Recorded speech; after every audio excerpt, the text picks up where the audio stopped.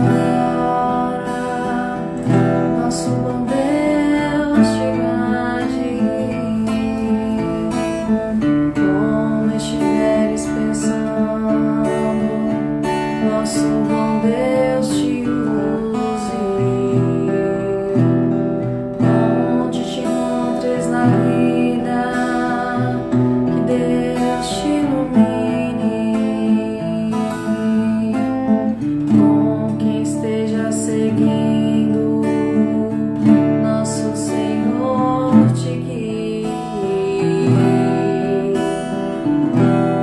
O que fizeres tu, peço ao bom Deus que possa te amparar. Em cada passo teu, a mão de Deus irá te abençoar. O que fizeres tu, peço ao bom Deus que possa te amparar.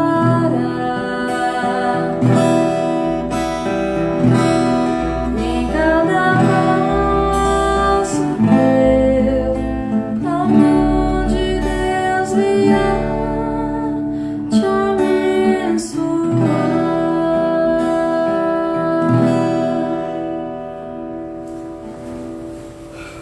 Boa noite a todos.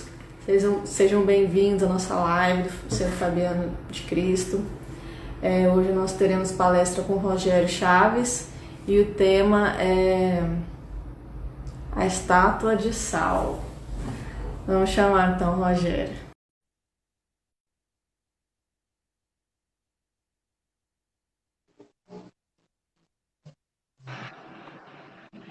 Uai, você não tem dentista? Que hoje? Oi?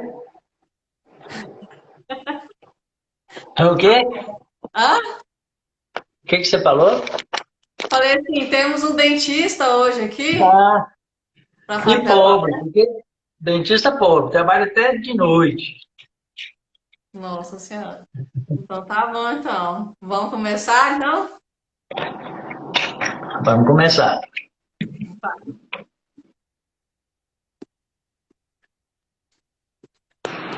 Alô, boa noite a todos.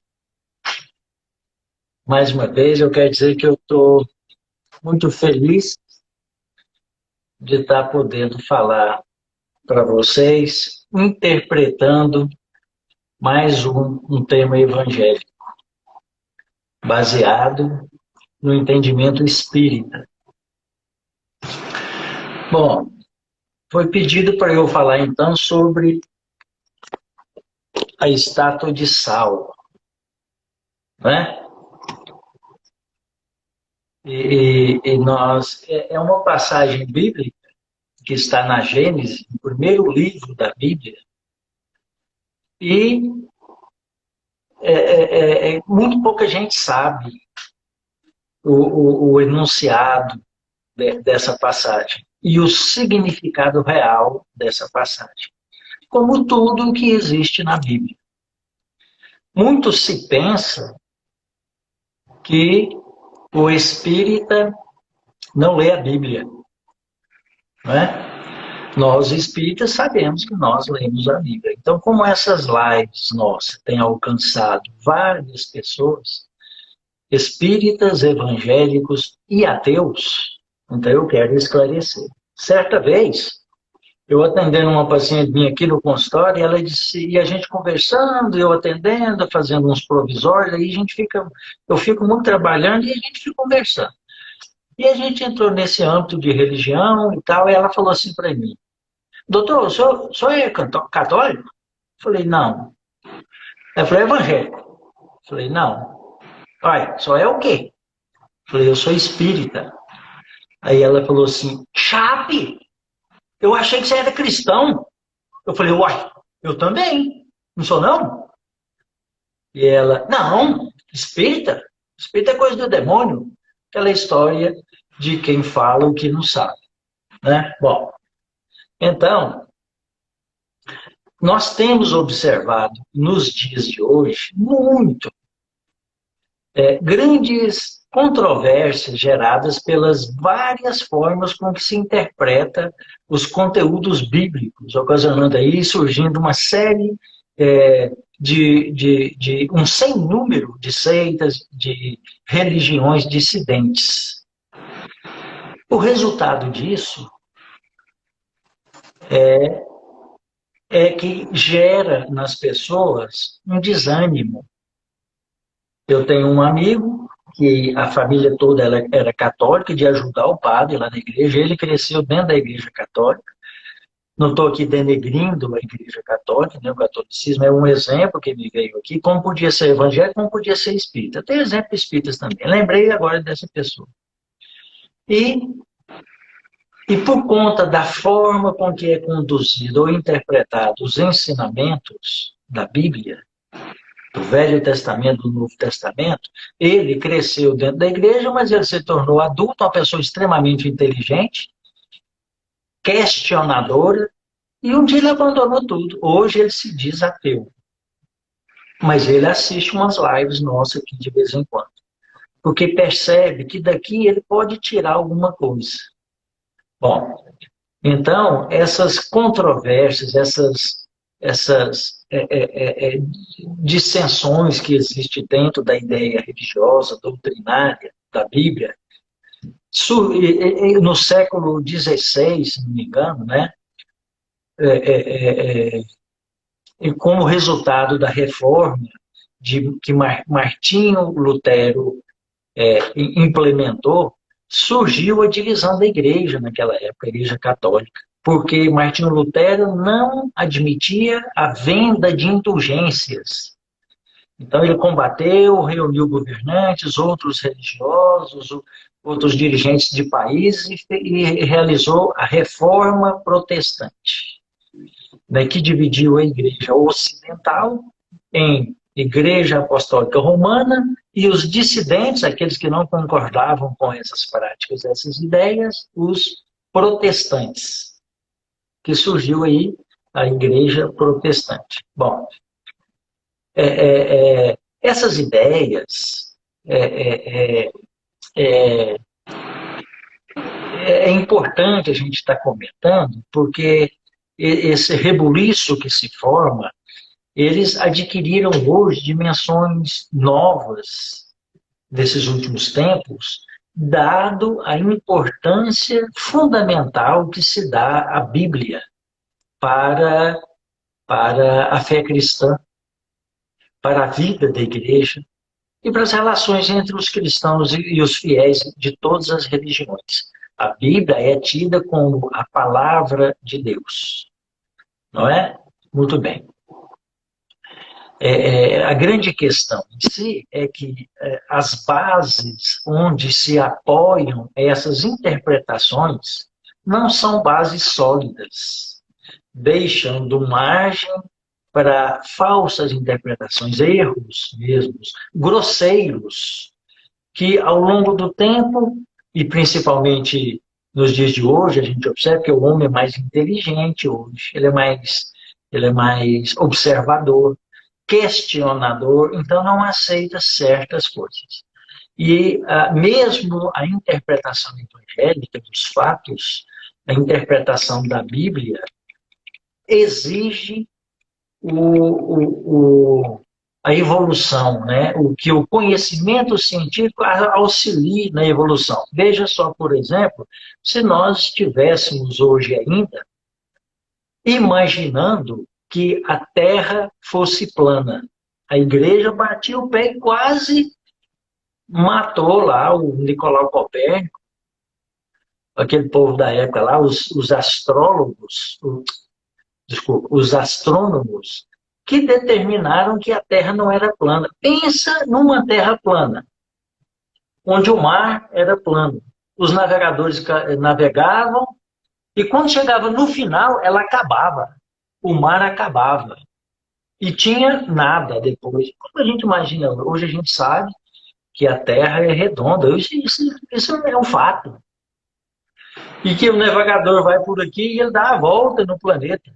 né? Mas a igreja batia o pé e queimou pessoas porque afirmavam o contrário. Então, a ciência vem nos ajudar a interpretar melhor certos fatos da vida e do nosso cotidiano, e também os fatos contidos nas Sagradas Escrituras. Bom, a mulher de Ló, a estátua de sal, ela é conhecida na Bíblia por ter virado uma estátua de sal. Essa história é relatada lá em Gênesis, no primeiro livro da Bíblia, já disse. E Ló era o sobrinho de Abraão. Abraão é um personagem bíblico que nasceu não se sabe quando, não se tem ideia. Os historiadores não têm noção de quando Abraão viveu. Na Bíblia, sabe-se, por informações da Bíblia, que ele nasceu em Ur, né? Tinha um irmão. Esse irmão tinha um filho, Ló, ou Lote. Quando o pai de Lote morreu, o irmão de Abraão, Lote foi morar com Abraão. Muito bem. Resolveram eles, e Lote foi morar com Abraão, e ele tinha um negócio ganancioso, e Abraão também, um homem sábio, inteligente.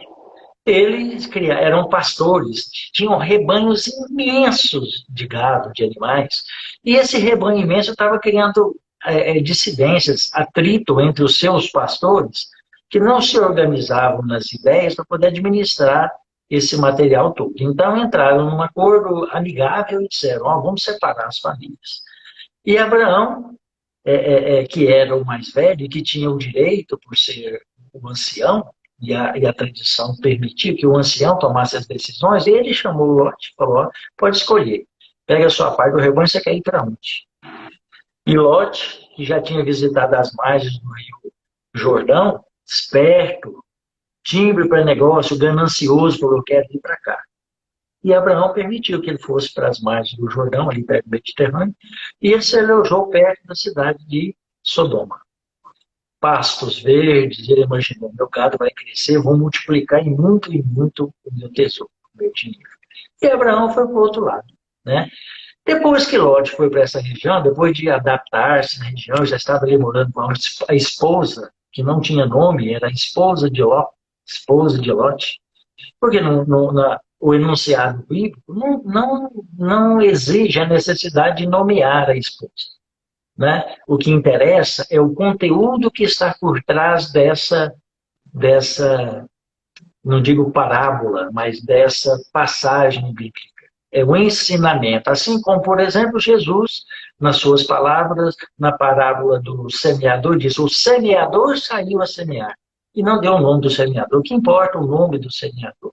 Importa a atitude e o exemplo que ele deu. O ensinamento que se tem da atividade, da atitude do semeador. Pois bem, depois de se adaptarem nessas paragens, ali da região escolhida por Lot, onde as filhas dele, inclusive, ficaram noivos, porque já estavam estabelecidos ali, naquela região, houve uma guerra entre reis. Assim conta a Bíblia. Houve uma guerra entre os reis e Lot foi capturado e aprisionado. Abraão, sabendo da história, pegou e mandou 318 homens da sua confiança competentes para resgatar Lot. E assim foi. Conseguiu resgatar Lot das mãos da prisão.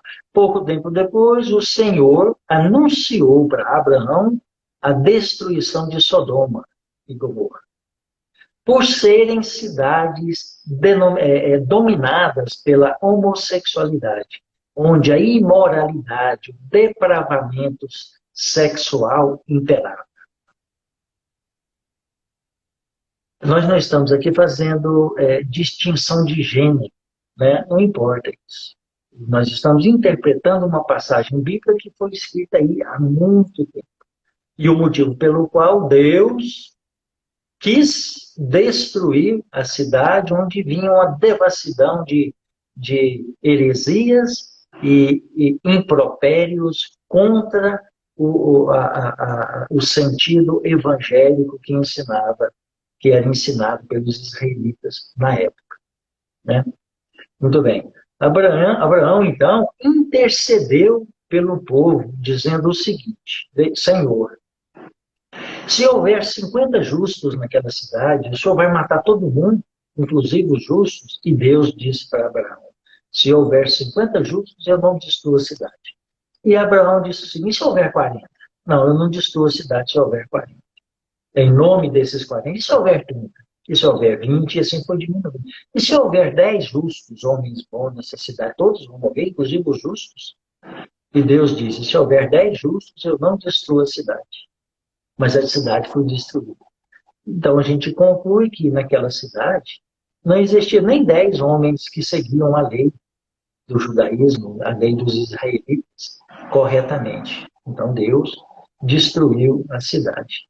Bom, o que acontece é o seguinte, o nível de promiscuidade relatado nessas passagens indica e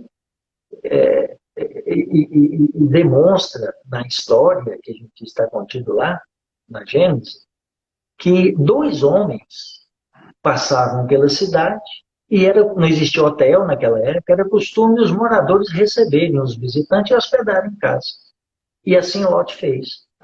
Pegou os 2 e levou para casa. Pensa o tanto que a mulher gostou, mulher de Lot. Porque se a gente tem um amigo e você encontra ele na rua e fala assim, vamos embora jantar lá em casa, hospedar lá em casa, sem avisar a mulher. Pensa a situação. O conflito dentro de casa, mas isso era prática comum. E Lot fez assim, chamou os 2 desconhecidos e levou para casa. Acontece que os 2 desconhecidos eram 2 anjos. E esses 2 anjos hospedaram na casa de Lot e diz a narrativa bíblica que a esposa de Lot, boa cozinheira, fez um pão maravilhoso para eles comerem. E eles comeram desse pão. Assim que terminou a cena, os moradores da cidade, sabendo que existiam 2 varões hospedados na casa de Lot, foram até lá, uma multidão de gente, bateram na porta e disseram, nós queremos conhecer esses 2 que estão aí, nos relacionarmos sexualmente com eles. E Lot, que era o responsável que havia oferecido sua casa, disse, não faz isso não. Vamos fazer o seguinte, eu vou oferecer para vocês minhas 2 filhas virgens, para vocês fazerem o que vocês quiserem. E eles não aceitaram e começaram a empurrar a porta e queriam arrombar a porta para ter com os 2. Nesse momento, os 2 anjos puxaram Lot para dentro, empurraram as pessoas para fora e cegaram todas as pessoas. Diz a história bíblica, conta desse jeito. Em seguida, os anjos orientaram Lot para pegar a família e partir, e disse à família, não olhem para trás, a fim de não se transformarem em estátua de sal. E Lot conversou com a família, explicou a situação. Os noivos das filhas não quiseram ir, e Lot pegou as filhas e a mulher e saiu. Foi embora da cidade. Acontece que, ao sair da cidade, a esposa de Lot olhou para trás e se transformou em estátua de sal. Bom, essa é a narrativa bíblica. O papel das religiões é apresentar o homem a Deus. Esse é o papel das religiões. Com isso,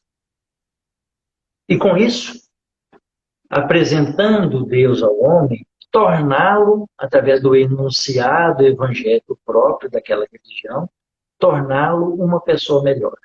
Diz Kardec, se a sua religião não te torna um homem melhor, ela não serve para nada, ela não cumpre a função para a qual ela existe. Ora, Emmanuel já diz o seguinte, a chave para uma interpretação lógica, um entendimento real, perfeito, do que se deve apreender no enunciado, num postulado evangélico, está no Espiritismo. Ora, ainda hoje, com todo o respeito que nós damos às interpretações variadas que se dão à Bíblia e aos postulados evangélicos, nós não queremos aqui denegrir essa ou aquela religião de maneira nenhuma, né? Nem os nossos companheiros, pela forma pela qual eles interpretam dessa ou daquela forma, não interessa. Certo? No caso dessa passagem, especialmente, nós preferimos interpretar segundo as bases sólidas que a doutrina espírita nos sustenta, para que a gente retire daí um ensinamento aproveitável, que possa nos auxiliar a caminhar no nosso progresso, nós nos tornarmos pessoas melhores. E esse é o sentido da interpretação bíblica. Para nós, espíritas, a Bíblia é um livro de histórias, tal como essa história que foi contada aí da época de Abraão. Mas é um livro de histórias que possui um conteúdo profético, de onde, das várias situações descritas na Bíblia, nós podemos facilmente remover ensinamentos preciosos, tal qual a gente retira lá do Velho Testamento. Quando Jesus, na clareza do seu discipulado, com a sua capacidade perfeita de ensinar, já que era mestre, de pregar, de trazer as coisas de forma muito clara, muito plena, muito fácil de ser entendida, também a doutrina espírita trabalha dessa forma. Então, enquanto que muitos companheiros ficam presos à forma, ao detalhe da historiazinha, nós, espíritas, fazemos uma interpretação e procuramos retirar aquilo que realmente é proveitoso para a nossa alma, o ser eterno e imortal. O ser que vai sobreviver a essa existência física. Esse é o qual nós devemos, é o elemento que nós devemos dar maior importância, não é? A alma.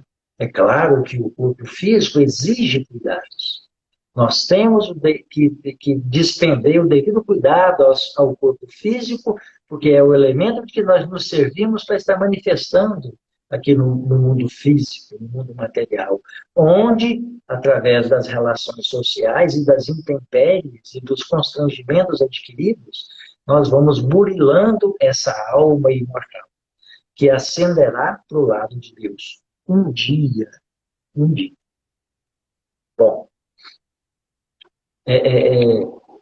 então, para fugir da análise superficial dos ensinamentos bíblicos, evangélicos, e penetrar na profundidade, na essência do ensinamento em questão, à luz do entendimento espírita, se faz necessário conhecer os princípios básicos da doutrina espírita, a fim de utilizarmos como chave interpretativa, diz Emmanuel, e assim melhor compreender os ensinamentos evangélicos. Caso contrário, nós permaneceremos na superficialidade do entendimento da lição, o que não nos levará a progresso nenhum. Ficamos presos à historiazinha e não retiramos de lá a essência do ensinamento moral de que nós precisamos. Então, esses fundamentos espíritas nos dão a base para compreender de forma real, clara, lógica, o que se pretende transmitir nesses ensinamentos. E eles estão contidos, essencialmente, no item 5 do Livro dos Espíritos, o primeiro livro publicado por Kardec. 5 ou 6, se não me engano. Lá, Kardec disserra as bases fundamentais da doutrina espírita. E vamos lembrar algumas aqui.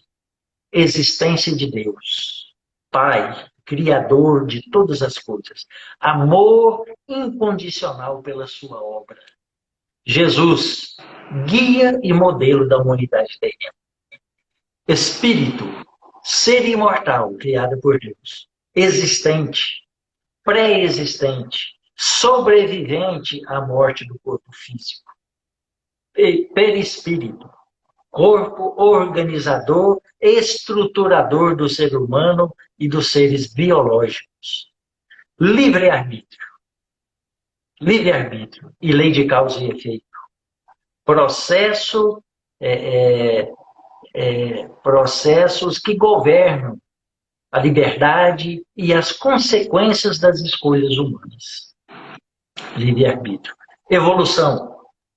Mecanismo divino que determina o progresso intelectual e moral do espírito. Encarnação e reencarnação. Mecanismos reguladores da evolução do espírito.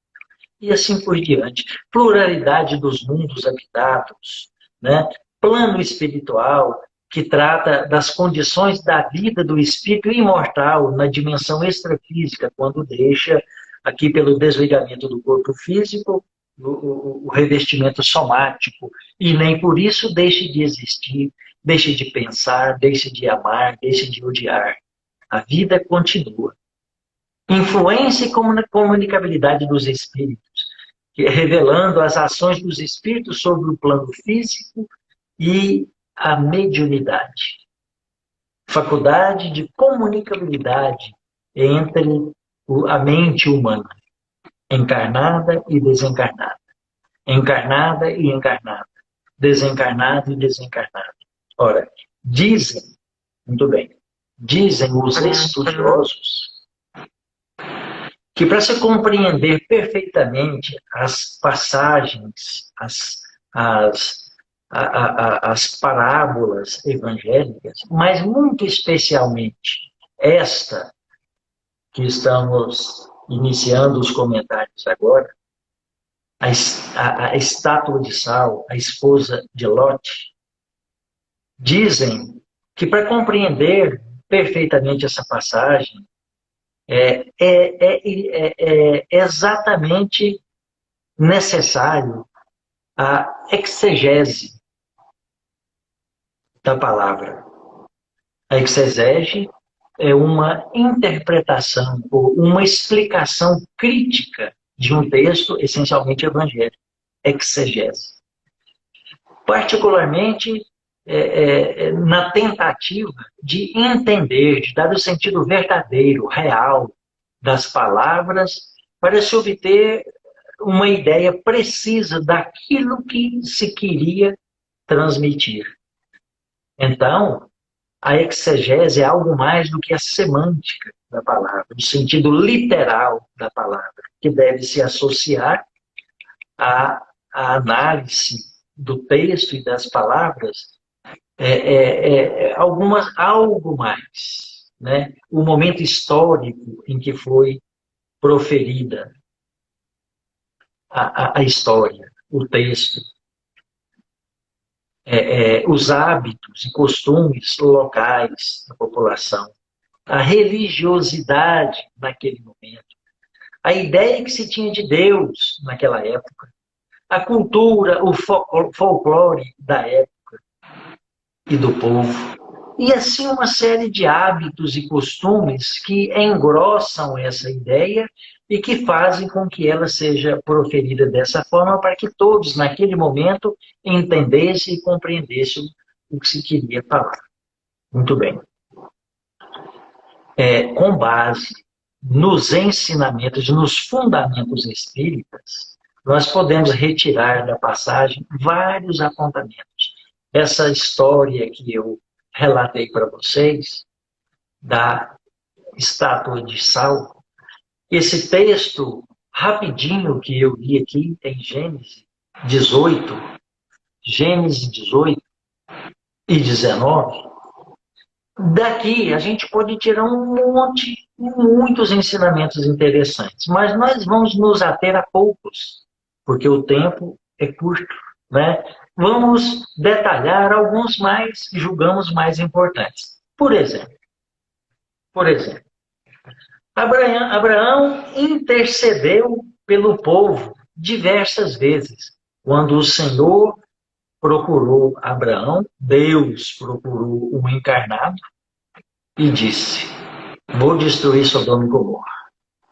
E Abraão, que era eleito de Deus, intercedeu pelo povo e disse: Senhor, mas e se tiver 50 justos lá, você vai matar a cidade inteira, destruir todos com fogo e enxofre que cai pelo céu, e vai morrer todo mundo, e os 50 justos, os homens de bem que ali vivem, vão pagar pelos erros dos outros? E Deus disse: eu pouparei a todos em nome dos justos. Em outras palavras, ninguém paga pelos erros do outro. Interessante, né? Mas ainda na Gênesis, Moisés diz o seguinte: eu sou o Senhor teu Deus, Deus zeloso, que visita a iniquidade dos pais nos filhos, até a terceira e quarta geração daqueles que me aborrecem.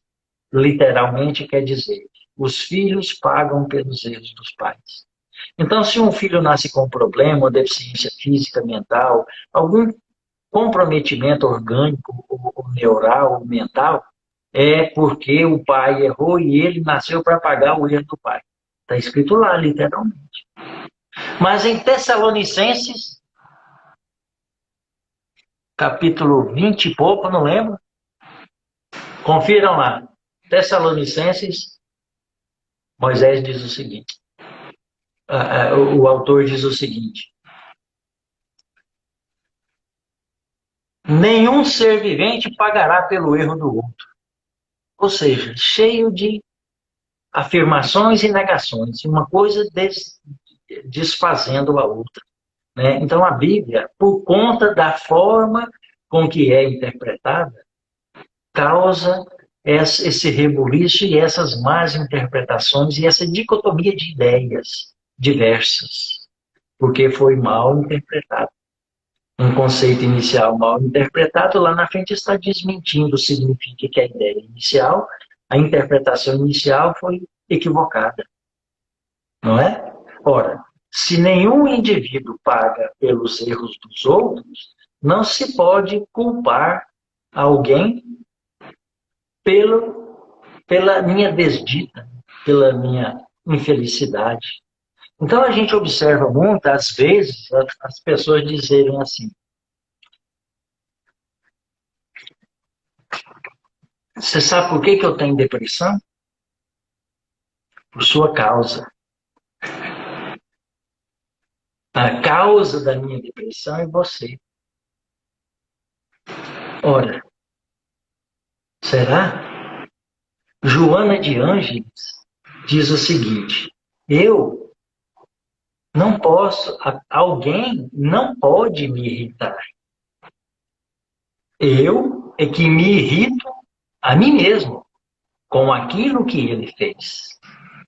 Se eu quiser e colocar a vontade à frente, eu não me irrito com essa atitude, mas eu permito me irritar. Então, eu me irrito a mim mesmo com a sua atitude. Da mesma forma, o texto bíblico vem nos ensinar que ninguém pode culpar o outro por conta da sua situação. Deus é um Deus de justiça, um Deus de amor, um Deus que dá ao Chico a mesma coisa que ele dá ao Francisco. E no meio disso, concede todas as oportunidades da vida para a pessoa se emendar, procurar a melhoria pessoal, se desvencilhar de tudo que o atrapalha na vida, de tudo que o escraviza, de tudo aquilo que mantém preso às coisas que o tornam infeliz, ou que alimenta dentro dele a infelicidade.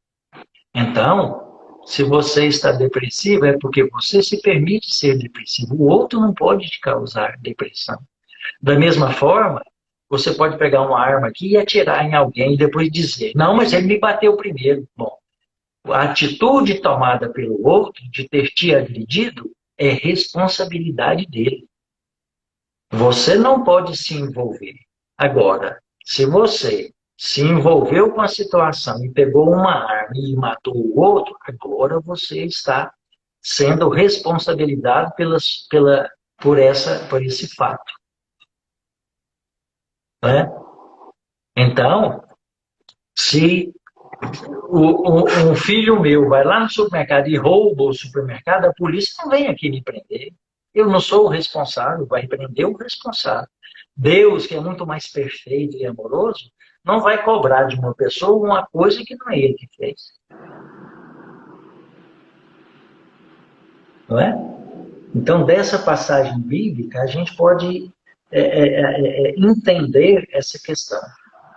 Entender que as situações que nos cercam são criadas por nós mesmos. Lei de causa e efeito quer dizer o seguinte: a vida não nos dá graça nenhuma. A vida não é cheia de graça e não nos dá nada. Ela só devolve aquilo que nós aplicamos nela. É um investimento que a gente faz. Eu jogo na vida uma situação e ela me devolve, às vezes com correção monetária. Então, nós temos de volta, por ressonâncias, tudo aquilo que nós jogamos na vida. Vamos dar um exemplo que eu gosto demais, né? Para quem não conhece o exemplo. Se eu quiser enfiar um dedo numa tomada 220 volts, eu posso. Eu sou dono de mim. Se eu quiser, eu posso. Eu enfio o dedo na tomada. Não tem consequências? Eu não serei o responsável? Se eu enfiar o dedo na tomada, eu não levo um choque de 220, posso até morrer? Alguém mais vai morrer por eu ter enfiado o dedo na tomada e ter levado o choque? Eu sou o responsável. Se eu resolvo comer uma baciada de feijoada, se eu quiser, eu posso. Como eu comi uma vez quando era menino, metade de uma forma de mané pelado que a minha mãe fez. Quase morri. Hoje eu não aguento nem ver mané pelado, virou neurose. Neurose é aquela ideia, lembrança falsa de uma coisa que ocorreu e que a gente acha que continua ocorrendo. Ou seja, eu penso que se eu comer um pedacinho de mané pelado, eu vou passar mal igual eu passei mal naquela época. Isso é uma inverdade, mas virou uma neurose, uma coisa que às vezes eu não consigo me desvencilhar. E assim as atitudes do dia a dia. Eu coloco isso na minha cabeça, na minha ideia, e aquilo se torna uma verdade para mim. Fulano de tal faz isso comigo e eu estou deprimida por conta dele. Não, você está deprimido porque você quer. E não existe remedinho milagroso nenhum que salva a gente disso, não. A pílula da felicidade, infelizmente, não existe. É importantíssimo, vamos deixar claro, importantíssimo a medicação. Por isso a medicina está aí, a ciência desenvolvendo medicamentos que nos auxiliam, nos fortalecem, atenuam a crise para que a gente adquira forças e mude o jeitão de ser. O sentido da vida é o progresso. A gente vive aqui na Terra para nos tornarmos pessoas melhores. Desvencilharmos de tudo que nos constrange, de tudo que nos maltrata. O ciúme, a inveja, a ganância, o egoísmo. Tudo. Em seguida, podemos retirar do texto também algumas orientações importantes. Também importantes. Né? Então, os anjos orientam a família e diz o seguinte: saia da cidade, vá pelo vale, suba a montanha e não olhem para trás. O que quer dizer isso? Saia da cidade, desligue-se daquela imoralidade. Quer dizer o seguinte: mude de comportamento. Não se dê a essas práticas. Vá pelo vale e suba a montanha, ou seja, mude de comportamento e sublime o seu comportamento para que você aproxime-se mais de Deus. Subir a montanha e aproximar-se de Deus. Como é que a gente aproxima de Deus? Metendo o joelho no chão e rezando todo dia? Não, nos tornando pessoas melhores. É assim que a gente se aproxima de Deus. Olha, Jesus deu o ensinamento. Jesus ensinou o trieiro para a gente aproximar de Deus. Qual é? Ensinamento maior. E quando Jesus ensinou o mandamento maior, ele disse: amar a Deus acima de tudo e amar ao próximo como a si mesmo. Então não existe nenhum condicionamento para amar a Deus e amar ao próximo. Eu vou amar a Deus se ele fizer o que eu quiser. Eu vou amar a Deus se Deus me der aquilo que eu acho que eu preciso. Não existe situação condicionante. A gente tem que amar a Deus porque Deus é o nosso Pai Criador. Deus é aquela estrutura, aquela coisa, não sei o que é Deus, que nos favorece na vida e nos dá todas as possibilidades, como um Pai amoroso, para que a gente seja feliz um dia na vida. Amar ao próximo é a ponte que nos liga a Deus. E eu vou amar ao próximo não é se o próximo for meu amigo. Amar ao próximo é amar ao próximo. Amar ao próximo se ele fizer aquilo que eu gosto. Por exemplo, eu tenho uma camisa cara, mas eu não gosto dela. Eu ganhei essa camisa da minha namorada, do meu irmão, do meu tio, de alguém. Eu ganhei a camisa. Eu não gosto dela, ou ela não serve para mim. Eu ganhei, a pessoa me deu. Se a pessoa me deu, ela não é mais daquela pessoa, é minha. Quando a gente dá alguma coisa para alguém, a gente tem que desligar, desvencilhar daquilo. Aquilo não me pertence mais. Agora pertence a mim, porque eu ganhei a camisa. Ela é minha, eu faço dela o que eu quiser. Se eu pegar essa camisa e der para outra pessoa, para beneficiar alguém, nossa, a confusão está armada. A pessoa que me deu a camisa vai delindrar, vai chatear, vai magoar. Falar, que é isso? Eu te dei uma camisa desse preço. Eu te dei com todo o coração, você pega e dá para os outros. Mas então não me deu. Se a pessoa deu a camisa para mim e fica querendo regular a camisa, querendo saber o que eu fiz, o que eu faço, não deu, porque dar significa desligar-se daquilo, não é? A pessoa continua querendo controlar o objeto e o nosso comportamento. Isso não é amar a Deus. Eu só vou amar a Deus se ele usar a camisa. Eu só vou amar o próximo se ele usar a camisa. Então, se nós temos a oportunidade de ajudá-lo, eu vou dar um exemplo. Semana passada, apareceu aqui uma senhorinha que eu atendo, uma velhinha, 80 e tantos anos. Fiz uns implantes, estou pondo um dentinho para ela mastigar. Veio uma cuidadora, né, que carrega ela, uma pessoa dócil, aparentemente, a gente conhece só do contato aqui no consultório, boazinha, cuida dela com muito amor. A filha da senhora me contou que ela é maravilhosa. A mulher faltava um dente na frente, incisivo lateral direito.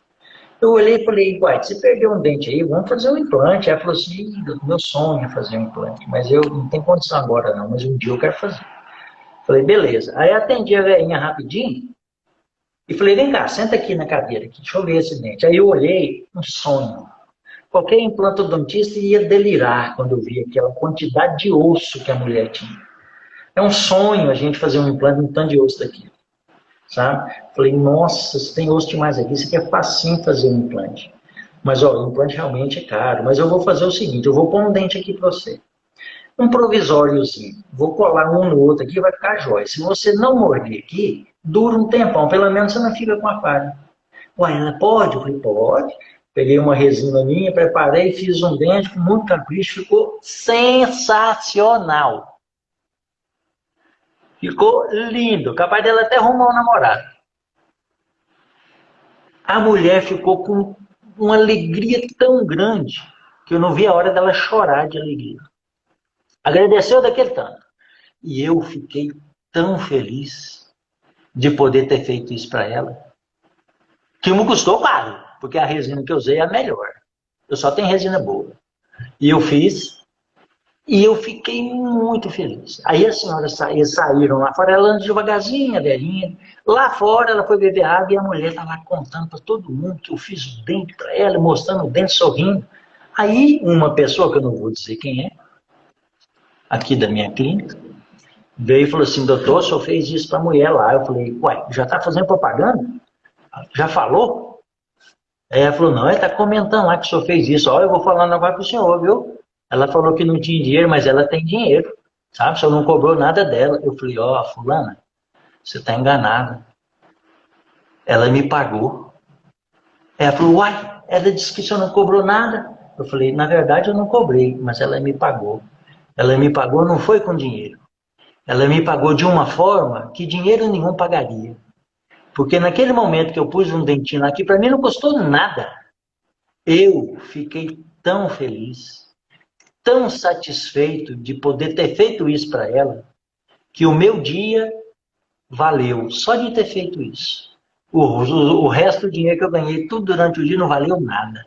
Certo? Mas eu não esperei que ela retribuísse, eu não esperei que ela me agradecesse, eu não esperei nada, porque eu dei. Isso é amar ao próximo. De vez em quando a gente faz isso, eu tenho certeza que todos vocês também fazem isso, eventualmente. Né? Um ato assim que a gente consegue livrar do egoísmo, do orgulho nosso, e abre a mão e faz alguma coisa por alguém. Né? E é nesses momentos que a gente tem o prenúncio muito rasteiro do que nos espera nos mundos superiores, né? Sentindo e nos envolvendo na felicidade real. Então Jesus o tempo todo já nos ensinava, quando dizia, não olhes para trás, conforme o anjo disse para Lot. Não olhe para trás. Siga pelo vale e suba a montanha. Mude de comportamento, mude de atitude, para que você aproxime mais de Deus. Seja uma pessoa melhor, mais caridosa, mais amável, mais oportuna diante das situações. Viva assim e você será feliz. Não se importe.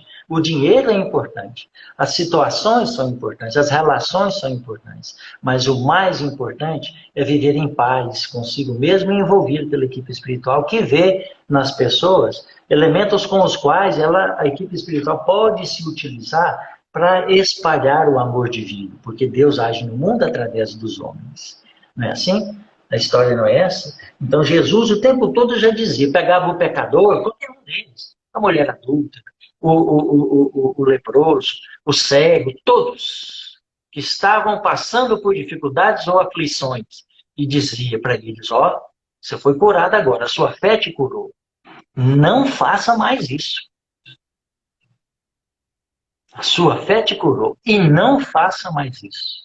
Não voltes a pecar. Não olhes para trás. Não volte a ser aquele indivíduo perturbado, desequilibrado, desestruturado moralmente. Siga o caminho do vale, suba a montanha, mude o comportamento. Seja uma pessoa melhor. Assim é que se aplica o enunciado evangélico do ensinamento maior, amar ao próximo como a si mesmo, mas acima de tudo amar a Deus. Então, a doutrina espírita é clássica, é tácita, é lógica. Não fica rodeando em meio de, de, de, de dogmas e preceitos, na superficialidade das coisas. Não. A doutrina espírita fala assim, se você plantar arroz, você vai colher arroz. Se você plantar abacaxi, você vai colher abacaxi. Se você quer plantar o amor e o bem-estar na vida, seja amável e favorável com as pessoas. Porque se do contrário, você só vai ter complicações na vida. Avalie sua vida, diz os Espíritos no capítulo número 5 do Evangelho dos Espíritos. Avalie sua vida. Veja a problemeira que está te envolvendo. Né? Veja as situações que te envolvem, as perturbações, as dificuldades, as aflições. De onde vem isso? É castigo de Deus? É azar? As pessoas não gostam de você? Não. É a vida te devolvendo aquilo que você lançou na vida. Lei de causa e efeito, lógica. Por isso que a justiça de Deus se aplica perfeitamente, porque é assim. Certo? O tempo está acabando. E eu podia ficar mais 3 horas aqui falando sobre isso. Podia me estender um monte de coisa. Falando sobre um monte de coisa. Né? Interessantes, palpáveis, legal para a gente avaliar, fazer a nossa avaliação pessoal e ver, na medida das forças e do potencial de cada um, começar a produzir as mudanças que a gente necessita. Tá bom? Eu vou fazer a prece final, porque ultimamente eu não tenho conseguido fazer a prece. Mônica, Vanessa, eu não consigo fazer a prece, vou começar agora. Tá bom? Vamos lá, gente, fechando os olhos. Quem sabe um outro dia a gente volta para falar um pouco mais sobre isso, né? Agradecendo a Jesus, aos amigos espirituais que nos inspiram, ao Mestre amado Jesus pelas oportunidades da vida, por tanto bem que Ele espalha por os nossos caminhos, pelas flores e pelas luzes que brotam na nossa caminhada, possibilitando a cada um exercitar o amor que já entendemos, que já conseguimos. Mestre querido Jesus, rogo a todas as pessoas que se encontram aqui vinculadas, sintonizadas conosco, o teu envolvimento, o teu amor, porque Jesus já dizia, não importa a religião, em outras palavras, não importa a religião, não importa a forma com que estão sendo interpretadas, nem tanto importa o enunciado evangélico, mas onde estiver 2 ou mais corações sinceros reunidos em meu nome, lá eu estarei. Agora, a informação clara, objetiva, lógica, o ensinamento perfeito é muito importante para que a gente possa consolar a nossa mente e o nosso coração diante de uma forma inteligível, compreendendo melhor as situações que nos acometem. Obrigado, Jesus, por tudo isso, Senhor. Que assim seja. Vanessa? Oi. Rogério, nós vamos ter que combinar. Foi tão bom a palestra que nós vamos ter que fazer essa palestra. Como é que é? Estátua de Sal, parte 2. Hã? Falhou, eu não ouvi. Eu falei assim, foi tão boa a palestra que a gente vai ter que combinar um dia para fazer Estátua de Sal, parte 2. Né? Vai ter que ser até igual Rambo, até parte 9. Ixi, então já vamos marcar no cronograma aí, já vou falar para minha mãe. Tá bom, Obrigada, obrigado. Rogério. Obrigado a vocês. Fique com Deus. Com Deus. Obrigada a todos vocês pela audiência e nos encontramos amanhã no tratamento espiritual às 7 horas. Boa noite a todos.